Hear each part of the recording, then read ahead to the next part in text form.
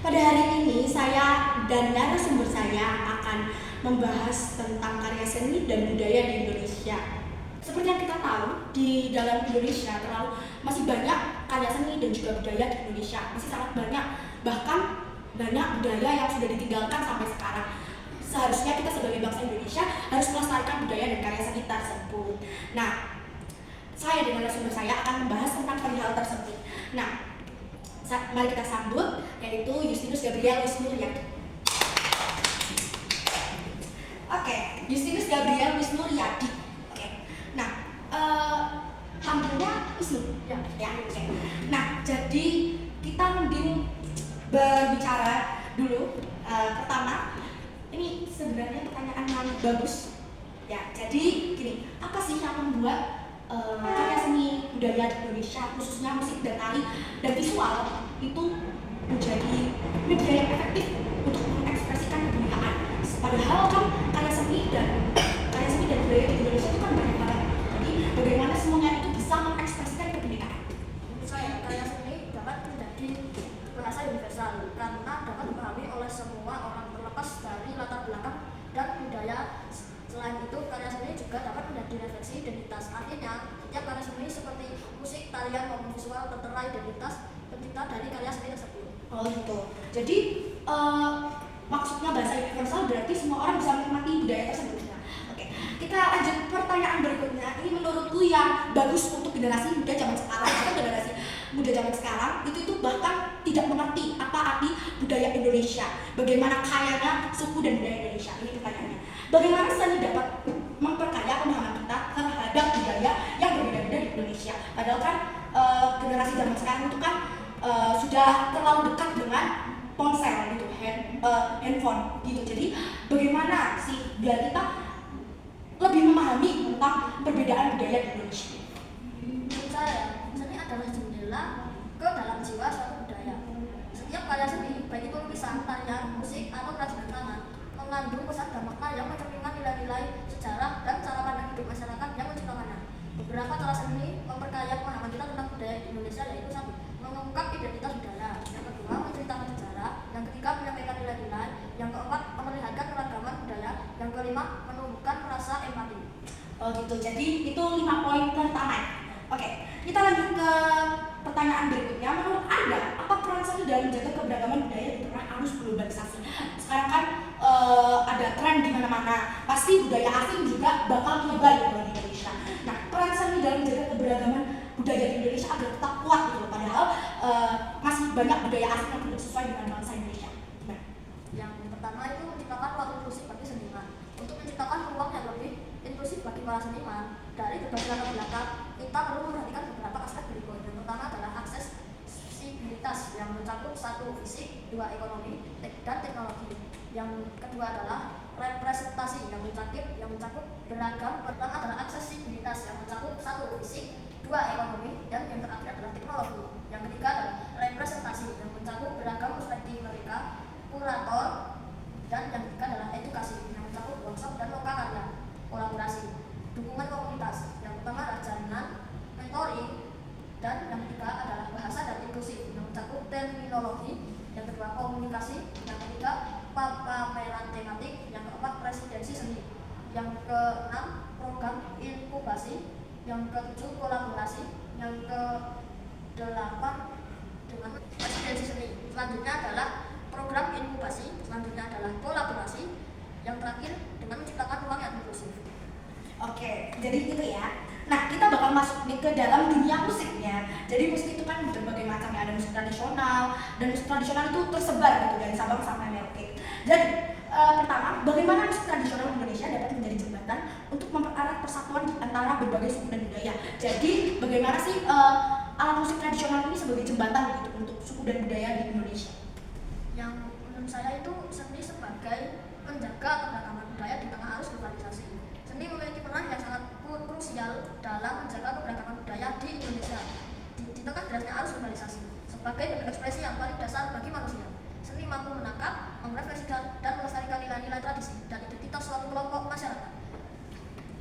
Oke, kita lanjut ke pertanyaan selanjutnya. Ini masih di dalam dunia musik ya, di dalam musik. tradisional. Tapi di Indonesia bukan hanya ada musik tradisional, tapi ada juga musik modern. Ini kita kasih pertanyaan, yaitu bagaimana musik modern Indonesia mengintegrasikan unsur-unsur tradisional dan kontemporer dalam mengekspresikan identitas nasional. Itu gimana? Menurut saya, integrasi unsur tradisional dan kontemporer dalam musik modern Indonesia. Musik modern Indonesia telah menunjukkan kemampuan yang luar biasa dalam menggabungkan unsur-unsur tradisional dengan sentuhan kontemporer. Hal ini tidak hanya menghasilkan karya musik dan segar dan menarik, tetapi juga menjadi sebuah bentuk ekspresi identitas nasional yang unik. Oh gitu ya. Kita lanjut ke pertanyaan selanjutnya. Ini menurutku yang menarik. Apa tantangan yang dihadapi dalam melestarikan musik tradisional di tengah perkembangan zaman? Sekarang ini masih banyak budaya asing yang masuk ke dalam bangsa Indonesia. Nah, biasanya bangsa asing itu tidak sesuai gitu loh dengan budaya di Indonesia. Padahal kan sudah ada alat musik yang baru yang lebih terkenal daripada musik tradisional di Indonesia ini. Bagaimana cara menghadapi dan tantangannya apa aja yang dihadapi? Tantangannya yang pertama, tantangan melestarikan musik tradisional di era modern. Melestarikan musik tradisional di tengah perkembangan zaman yang begitu pesat merupakan tantangan yang kompleks. Beberapa faktor utama yang menjadi kendala antara lain kurangnya minat generasi muda. Yang kedua, perkembangan teknologi, globalisasi budaya, kurangnya dukungan infrastruktur, perubahan gaya hidup, komersialisasi musik, pendidikan, pemanfaatan teknologi, kolaborasi, dukungan pemerintah, pembinaan komunitas, dan yang terakhir adalah festival dan event. Oke. Sebenarnya dunia musik ini sudah bagus ya, cuma kadang-kadang masih ada warisan budaya asing yang ingin menggantikan musik tradisional menjadi musik barat gitu. Nah, kita akan menutupi dunia musik dan kita masuk ke dunia tari. Kan tari ada banyak banget, ada tari kreasi, tari tradisional, tari klasik dan sebagainya lagi.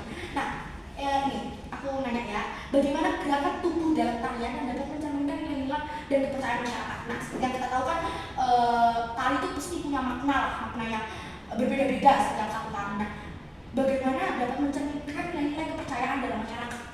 Menurut saya, gerakan tubuh dalam tarian sebagai cerminan nilai dan kepercayaan masyarakat. Gerakan tubuh dalam tarian bukanlah sekedar rangkaian gerakan yang indah, tetapi juga merupakan sebuah bahasa yang kaya akan makna. Setiap gerakan baik itu tangan, kaki, ekspresi wajah memiliki simbolisme yang mendalam dan mencerminkan nilai-nilai serta kepercayaan yang dianut oleh masyarakat penciptanya. Oke, itu ya. Kita lanjut ke pertanyaan selanjutnya. Apa saja sih simbol-simbol yang sering muncul dalam tarian tradisional Indonesia dan apa maknanya? Jadi kan simbol-simbol yang muncul dalam tarian Indonesia kan banyak banget ya. Nah, itu maknanya apa aja? Apalagi kan tarian di Indonesia itu ada beribu-ribu ya, bahkan beratus-ratus. Nah, itu pasti kan ada simbol-simbolnya. Nah, maknanya itu apa aja? Simbol dalam tarian tradisional itu sangat kaya akan beragam mencerminkan nilai-nilai kepercayaan dan filosofi kehidupan masyarakat. Simbol-simbol ini tidak hanya terdapat pada gerakan tubuh, tetapi juga pada kostum, properti, dan tata rias. Berikut beberapa simbol yang sering ditemui dan maknanya. Simbol dalam gerakan tubuh. Satu, gerakan melingkar, maknanya siklus kehidupan, kesatuan, dan kesempurnaan. Yang kedua, gerakan naik turun, maknanya hubungan manusia dengan kekuatan kosmis, pasang surut kehidupan. Yang ketiga, gerakan mengayun, maknanya kelenturan, keseimbangan, dan keindahan. Selanjutnya adalah gerakan menjulang, maknanya ketinggian, keagungan, dan spiritualitas. Oke, kita lanjut pertanyaan berikutnya. Nah, kan tarian itu ada yang kontemporer. Bagaimana tarian kontemporer Indonesia memberikan interpretasi baru terhadap tarian tradisional? Menurut saya, tari kontemporer Indonesia telah menjadi wadah bagi para kontemporer untuk mengeksplorasi kembali kekayaan asal budaya yang terkandung dalam tarian tradisional. Oke, itu masih di dunia tari. Kita lanjut ke dunia visual ya. Kita lanjut ke pertanyaan selanjutnya. Bagaimana sih seni lukisan dan batik merepresentasikan keindahan alam dan budaya Indonesia? Sepertinya batik itu sudah dunia ya, sudah banyak budaya yang pakai batik gitu. Nah, bagaimana cara mereka merepresentasikan keindahan alam dan budaya Indonesia melalui batik dan juga lukisan tersebut? Penggemar terbahas bagaimana seni rupa khususnya tulisan dan batik mampu merepresentasikan keindahan alam dan budaya Indonesia. Yang pertama, tulisan sebagai refleksi alam budaya, aksara Jawa dan aksara Sunda. Selanjutnya kaligrafi, yang selanjutnya puisi, motif alam, simbolisme budaya, teknik pewarnaan alami, visi seniman, media ekspresi, identitas nasional, inspirasi bagi generasi muda, batik Megamuruk, puisi Cair Anwar, kaligrafi Arab. Itu ya, jadi itu juga ada beberapa contoh lukisan dan dari seni rupa. Oke, kita lanjut ke pertanyaan selanjutnya yang masih di dalam dunia visual, yaitu apa sih peran seni dalam memperkuat identitas visual bangsa? Seni rupa memiliki peran yang sangat krusial dalam memperkuat identitas visual suatu negara melalui berbagai bentuk ekspresi, seperti lukisan, tato, batik, dan seni grafis. Seni rupa mampu menangkap, merepresentasikan, dan mengkomunikasikan nilai-nilai sejarah dan karakteristik khas suatu bangsa. Oh, gitu ya. Oke, kita lanjut ke pertanyaan selanjutnya.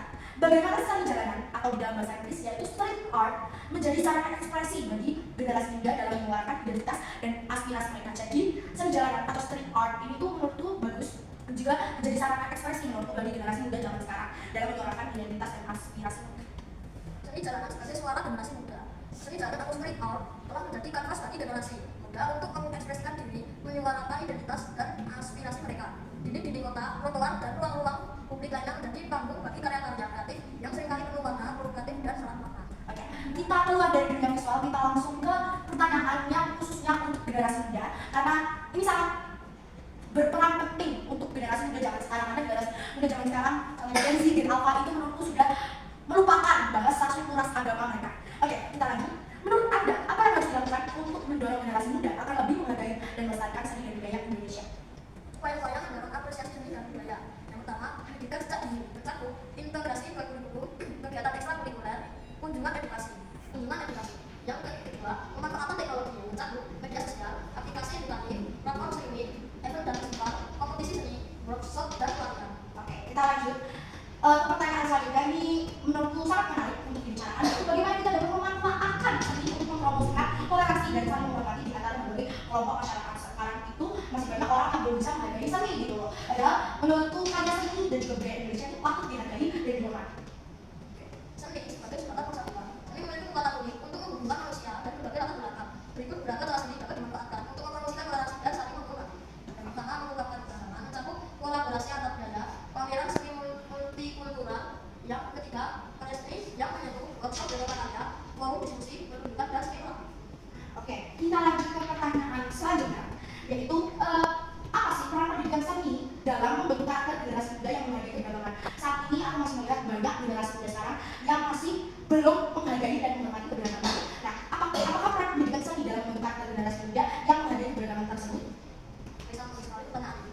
Membangun ruang yang inklusif bagi para seniman dari berbagai latar belakang adalah langkah penting untuk memperkaya keasahan seni dan budaya kita. Berikut beberapa cara yang bisa kita lakukan. Yang pertama, aksesibilitas yang lebih baik, yang mencakup ruang fisik, peralatan dan bahan informasi. Yang kedua, mengendap batasan, yang mencakup menghapus stigma, mendorong kolaborasi dan menghindari diskriminasi. Yang ketiga, mendukung pendidikan seni, yang mencakup pendidikan formal, workshop dan pelatihan beasiswa. Yang keempat, apresiasi dan promosi, yang mencakup pameran dan festival, media sosial, penghargaan. Yang kelima, kolaborasi dengan pemerintah dan swasta, yang mencakup kebijakan publik, kemiritaan dan perusahaan, donasi, ruang bersama, bank alat, program mentoring. Dan tantangan apa saja yang bisa dihadapi oleh seniman dalam belakang yang dulu. Kita lanjut ke pertanyaan terakhir. Ini menurut pertanyaan yang menarik, apalagi ini tentang seniman. Kita lanjut. Bagaimana kita dapat menciptakan ruang yang lebih inklusif bagi para seniman dan berbagai latar belakang untuk berkarya? Aksesibilitas yang merata, yang mencakup fisik, ekonomi, dan informasi.